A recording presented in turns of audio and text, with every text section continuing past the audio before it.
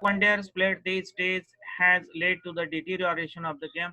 And now next, I hear a great many. This group of words are the phrase we have to keep in mind now. Note on this: a great many students have passed this year. A great many fish are there in the pond. Great many, and before that there is a article. Great many here, and before that there is article a. Dear students, very important things we are learning in this lesson. A great many students have passed this year have is used.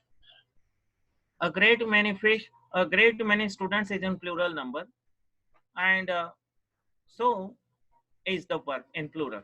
Here, a great many fish, it seems to be singular, but verb is in plural. But dear friends, fish, the singular of fish is fish, and the plural form of fish is also fish. So this is fish, more than one. It's in plural form. Don't forget this. Now, a great many is always followed. A great many is always followed by plural verb and a plural noun. A great many is always followed by plural noun and a plural verb. You keep this in mind forever. A great many is followed by plural noun and plural verb. A great many students have passed this year. A great many students have passed this year. So verb is in plural, noun or the subject is in plural because a great many is there. In the next sentence, a great many fish are there in the pond. A great many, it is always followed by plural subject or plural noun, fish. Though it seems to be singular, but it is plural. The singular and plural form of fish is same. Fish, fish. And then are, verb is in plural. A great many fish are there in the pond. Now, next,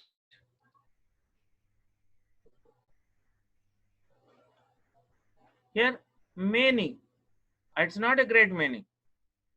Many a soldier. Many a soldier.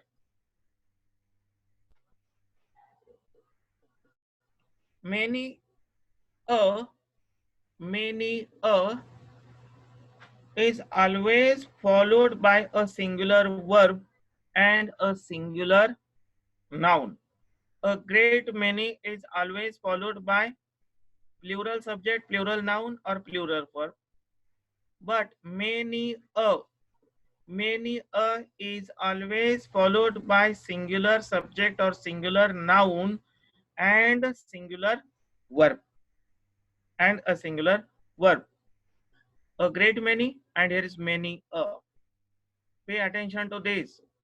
Different seems to be very small, slight, but it it make a great impact on the verb. Many a, then singular subject or the noun, and then singular verb. Many a soldier has got medal this year. Many a soldier has got medal this year. Please, dear students, keep this in mind. Then one more example of this. Many a student. Here is no students, only student. Many a, after that the subject or the noun is in singular and it is followed by the singular verb. Many a student. Many a student has passed this year with good marks. So many a plus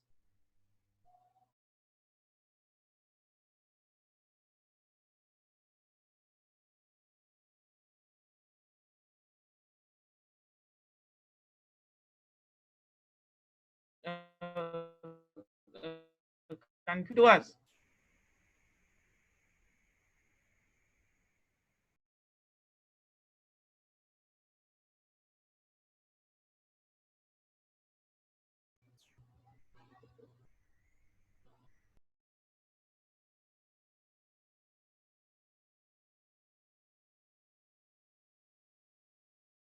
Number of large number of students were absent on account of bad weather. Next is a variety of a large number of a variety of books subject. Here they say a large number of begun with rest wages according to the sense in which they are used. In which sense the words are used, the verb will change according to them. Now, a singular or plural verb is used. A singular or plural verb is used with words as planes or a lot of, then means, variety, a variety, plenty, rest, wages, according to. So, in which sense these are used according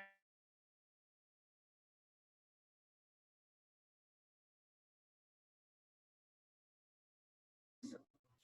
If these are used in the plural sense, then the verb will be in the plural sense.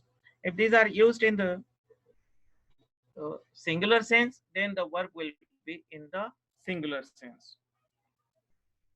For example, a large number of students. So it is in plural sense. That's why where is used here. The verb is in plural. Then the variety of books and the subject are available. So here the sense is plural, and that's why the verb is plural. Then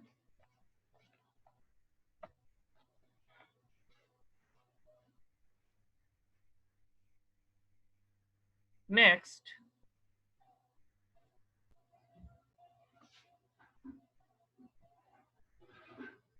our only guide was the stars. The stars were our only guide. Here, was is used, and in the very next sentence, where is used. And both the sentences, the stars is used. But here, our only guide, was the stars, and here the stars were our only guide. Dear friends, a verb should agree with its subject. The verb should agree with its subject and not with the complement or the object. The verb agree with the subject. The verb changes according to the subject and not with the complement or the object. Object or the complements are the parts which help the verb to complete the sentence. Okay. Now, our only guide was the stars, though the stars in plural. But this watch is not changing according to this. It changes according to the subject in the sentence. And this is in singular, verb is in singular. Our only guide was the stars. But here you will see the stars. Here it is in plural form. It is the subject here. Now, this verb will not change according to this one now. This will change according to the subject. The stars were our only guide. Stars is in plural, the verb is in plural. The verb changes according to the subject here. Our only guide was the stars. The stars were our only guide. Here subject is singular, here subject is plural. Next,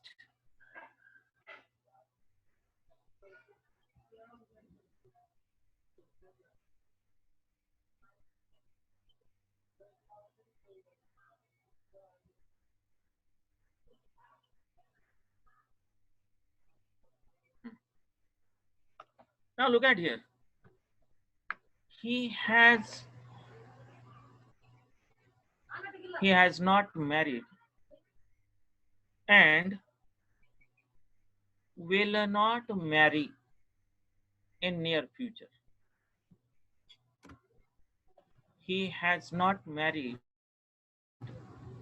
and will not marry in a near future. Second, she is intelligent, but her sisters are dull. Dear students, in a compound sentence, this is the compound sentence. He has not married and will not marry in a near future. So when we make separations of these two sentences, they will be having their own sense and complete sense. She is intelligent, her sisters are dull. When we separate these two sentences, they stand there as complete sentence with their complete meaning. And when these two sentences, when such kinds of two sentences are brought together, they are called the compound sentence. When we separate them, they are simple sentence because one subject and one predicate having the complete sense. When such two sentences brought together, when they are joined by conjunctions or correlative conjunction, they are compound sentence. Now here you will see he has not married and will not marry in near future. She is intelligent, but her sisters are dull. In a compound sentence, both auxiliary verbs and principal verbs should be mentioned separately. Here, the auxiliary verbs or the main verbs are mentioned separately. Is, are. Here is separate, here is separate. Though the sentence is one, but the verbs are mentioned separately. In a compound sentence, both auxiliary verbs and principal verbs should be mentioned separately if they differ in number. If they differ in number, form or voice. In such cases, one verb cannot act for both the clauses. So this verb will not act for this one and for this one sentence. They are having their separate verbs. Here, is and are separate verbs are used. One verb is not used for both the sentences, and these verbs will change according to their concern subject. Here, verbs are two. He has not married. Has stand for he. But this verb is not used for the second sentence. Here, the verb is will and marry, will not marry. Though verb is changed, though verb is separate, but the subject is same. Will not marry in near future, that means he, in this way, he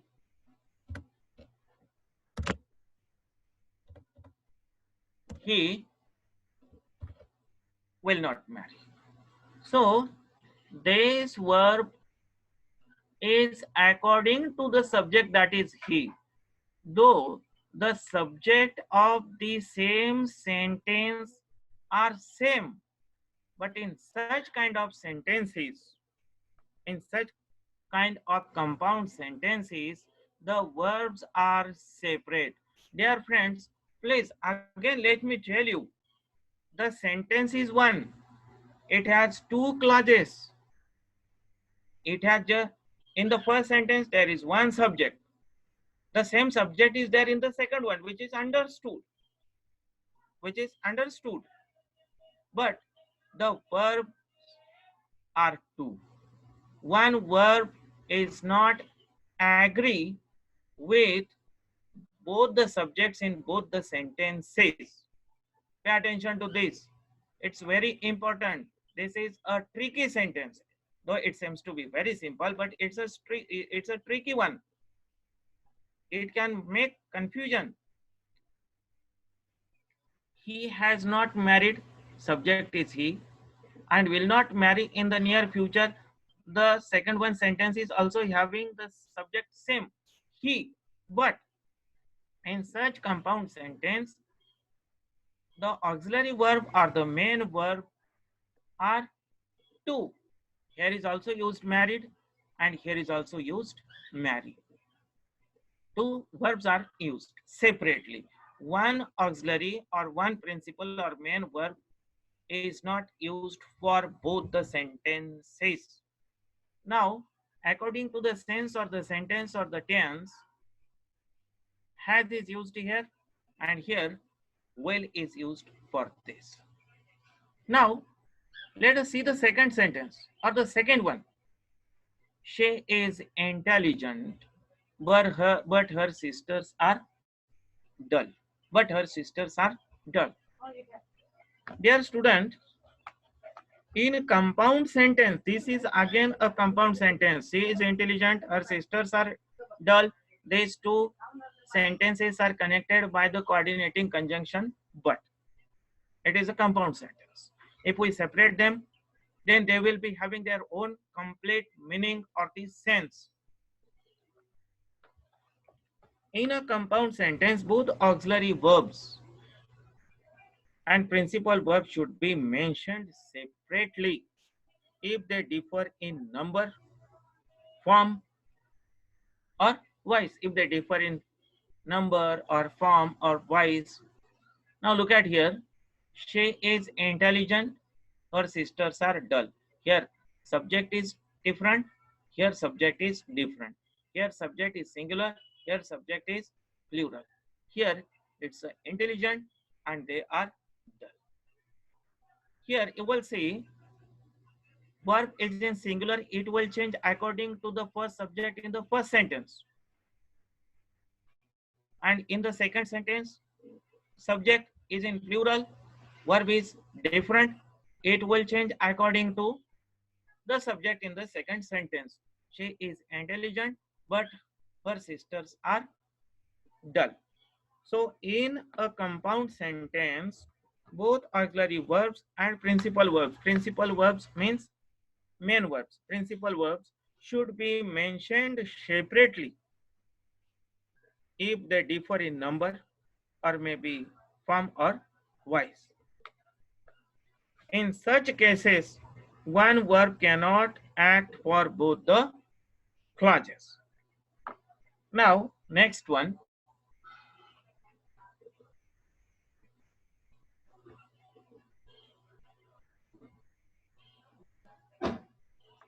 Use of shall and will. As I have told you, कि shall is used with for I and we.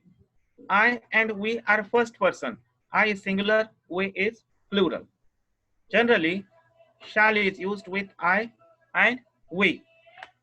Now, to express simple future tense or future action, shall is used with first person singular number and plural number.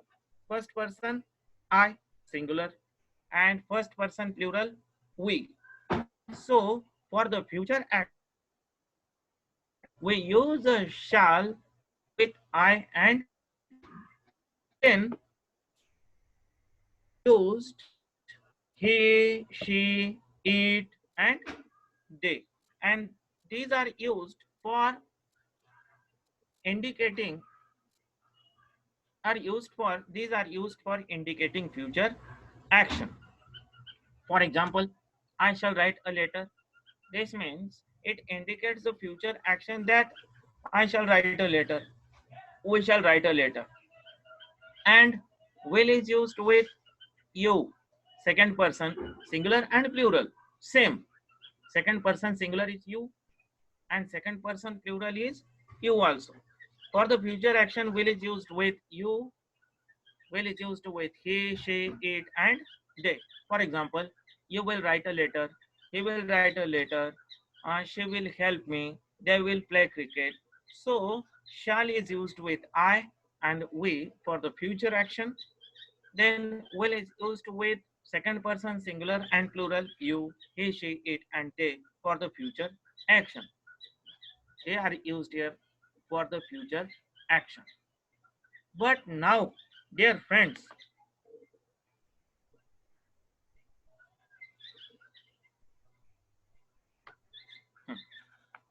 shall is used in the second and third persons to express command. Actually, for the future action, will is used here. But when shall is used with you, he, she, it, and they indicate the command. And somewhat the sense is also important. The logical sense is also important. For example, you shall not go there. You will not go there. It will indicate the future action. But you shall not go there. Intonation and sound or our rhythm or style of pronunciation is also important. It also matter. You shall not go there. Command means anyhow you shall not go there. And if will is used here, you will not go there. That means this is the future action that you will not go there. But if it's necessary, you will go. But instead of will, shall is used here for the you, second person, singular and plural, then it has become the command here. And here I have told you that the sense or the tone is also important or the rhythm is also important. Now, you shall not go there. That means anyhow, you shall not go there. This is the command. They shall have a holiday tomorrow. It indicates the promise. Instead of will, if we use here shall with the they, then it can become the promise also. They shall have a holiday tomorrow. It can become the command also. They shall not go there. It can become it becomes the command here. They shall have a holiday tomorrow. Promise or sounds matters here. They shall have a holiday tomorrow. Then he shall be punished for this. He shall be punished for this. Here the threat. Instead of using will here, if we use shall, then it becomes the threat. He shall be punished for this. It's a threat. He shall not go there. Command. He shall have a holiday. Promise. You shall win for your country. determination. Instead, if we use here will, you will win for your country, it becomes only the future action that you will win for. You will win for your country. But instead of will, if we use a shall here, then it can become the determination. You shall win for your country.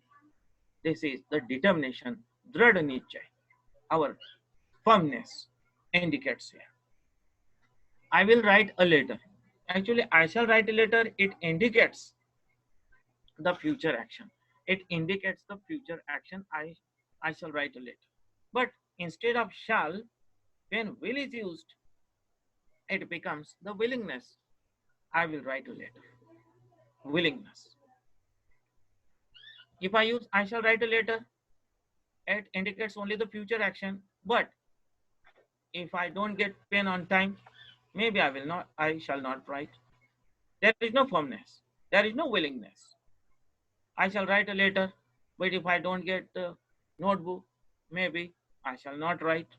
But here, instead of shall, when we use will, it becomes the firmness, it becomes the willingness. I will write a letter. It's my willing that I will write a letter. If I don't have pen, I will make it available.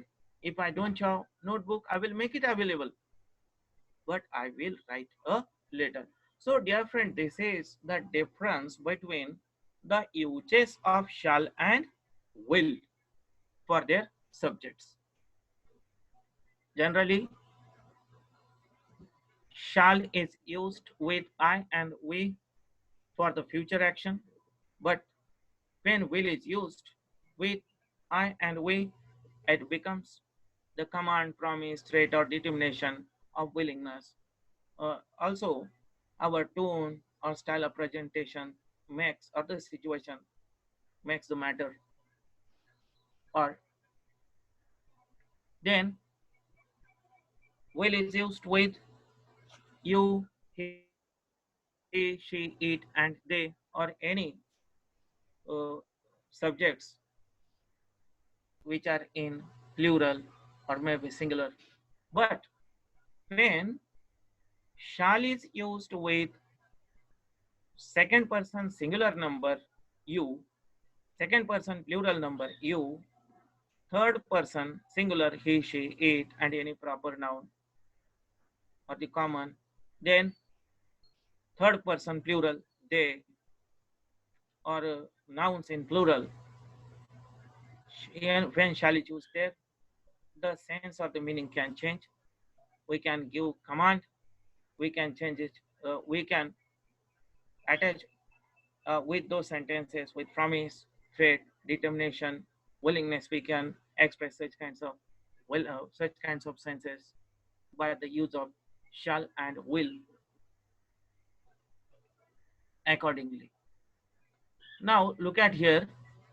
Next is, dear friends, in asking questions, we are talking about in asking questions now. Here you will see the question mark and their answer. Question mark and answer. Who gives the answer, that is also important, and who asked the question, that is also important. Shall we go? Shall we go? Shall is used with we. Shall we go? And answer is given by us. We shall go. Shall we go? This question is asked to us and we are giving the answer. Shall we go? Upon Niguya? We shall go. Yes, we shall go. Here, shall is used. Here, shall is used. Shall is used. Shall is used. In the second sentence,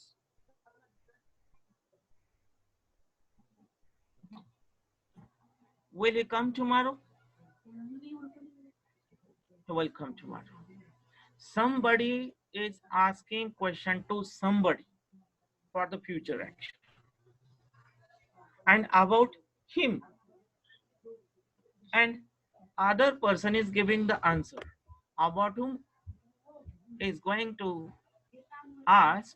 That person is not answering, the third person is answering. Will he come tomorrow? Will is used here.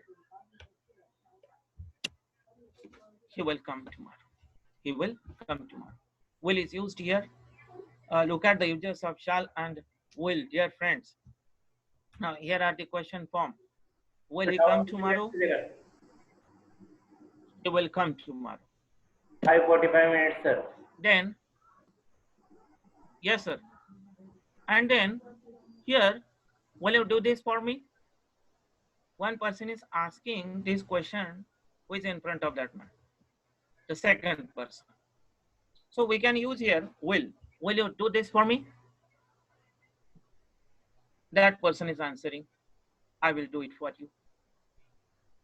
And if to whom I'm asking the question, they are more than 2, 3, 4, then they will use we will do it for you. Here will is used and here will is also used. According to the sense, we will, in the form of questions or the answer, we will use will or shall. Here I can say I shall do it for you, means anyhow I will do it for you. We shall do it for you means we will do it for you, and we will do it for you means anyhow we will do it for you. So this was about, my dear friends, subject verb agreement. You have to pay attention to such kind of MCQs with full concentration.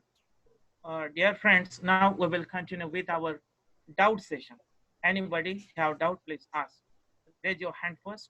One student will ask at one time only. Sir त्यांना unmute करा आणि सूचना द्या. एका वेळेस फक्त एकच विद्यार्थी क्वेश्चन करेल किंवा डाऊट विचारेल. All the participants, please raise your hands. Who has the doubts? Please raise your hands. All the participants, hear that. Please raise your hands. Who have doubts? Please raise your hands. आणि त्यांना उद्याची सूचना पण द्या. Please give them the notice for tomorrow. Give them tomorrow's notice, sir.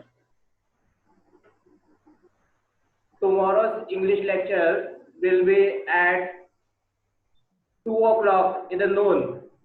Tomorrow English lecture will be at 2 o'clock in the noon.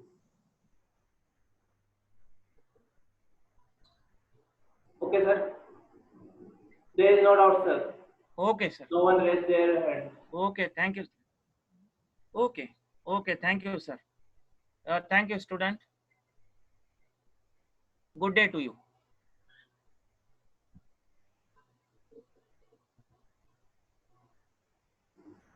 Please reconnect at 10:30 because there will be the science lecture. Please reconnect at 10:30. There will be the science lecture.